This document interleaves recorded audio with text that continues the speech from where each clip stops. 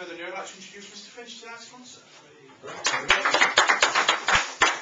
Good evening, everybody. Alan Finch, Finch Consultancy. Imaginative title, I know. We are a human resource support company, and we also do training. I'll tell you a little bit about the human resource work we do. A number of different features. It's very, very important that when you employ people, you have proper policies in place. Because the law says that you've got to have at least three, and those three are grievance and disciplinary. That's two, grievance and disciplinary, and health and safety policy. But there's also a great big bag of other stuff out there that you've got to be aware of. Regulations regarding things like diversity and equality, and things like maternity leave, maternity pay, paternity leave, paternity pay, parental leave, and so it goes on. And you've got to have some sort of awareness of all that. And if you don't, then you could get into all sorts of bother. So what we suggest is that you bring it all together in the form of a company handbook, so it's all there on the premises for you to refer to when you employ people.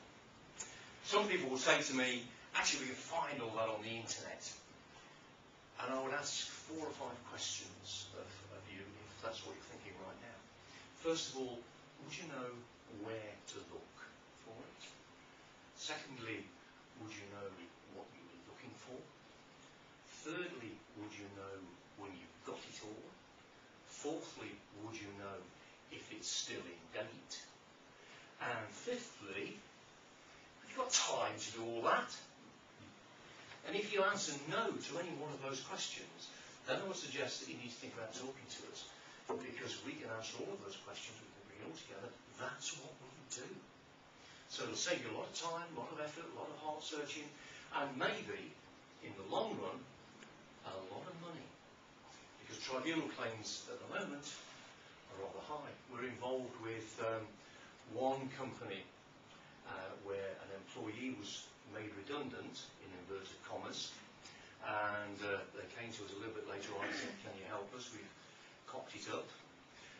Well, it was a firm of solicitors who cocked it up, and the person they made redundant was one of their solicitors, and she had gone to a firm of employment lawyers to sort of seek their advice, and I thought there is no way am I going head to head with a bunch of solicitors.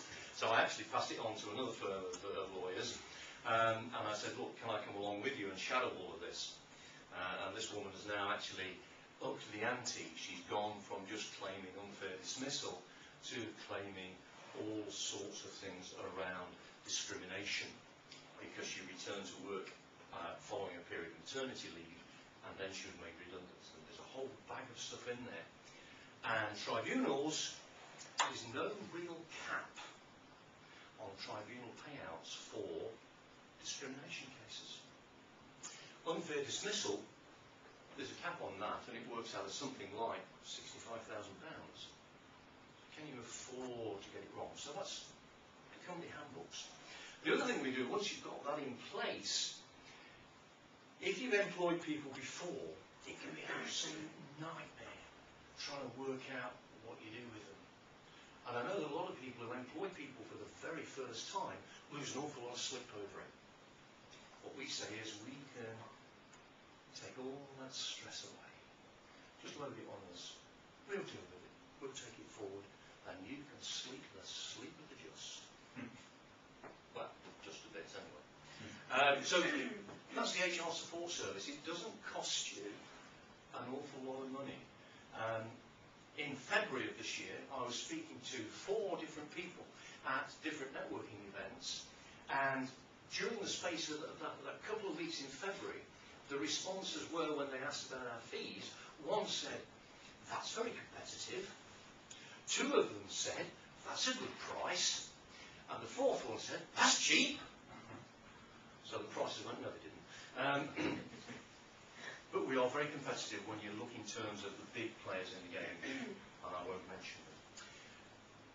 Let's think a little bit about the training stuff that we do. Alcohol abuse in the workplace, depending which study you listen to, which bit of research from which university, will either One says it costs something like £6 million a year for British industry. Another study says it's more toward billions of pounds in terms of lost production, people coming in to work late or still under the influence of alcohol. And of course, we have the Corporate Manslaughter Act in place now, which means that if somebody working for you is driving whilst they're on business, they have an accident and they kill somebody, and they're under the influence of drugs or alcohol, the company is liable. Okay. Bullying and harassment is another issue that costs UK industry huge amounts of money, getting lost productivity, sickness, absence, and so on. And my wife Rita, who's actually a business partner with me, she is a bit of an expert in bullying and harassment. We shan't go there. Pause for ironic laughter, yes.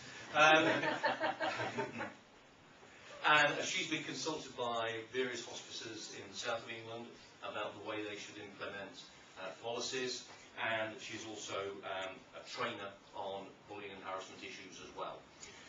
So there are all those sorts of things, and there's other stuff as well. So I'm going to leave it at that. If you'd like to know more, come and have a chat with me afterwards. Thank you very much indeed for listening. I'd like to hand over now to Claire Bampton, who I think is going to talk about PR, not HR, and marketing. Thank you, Claire.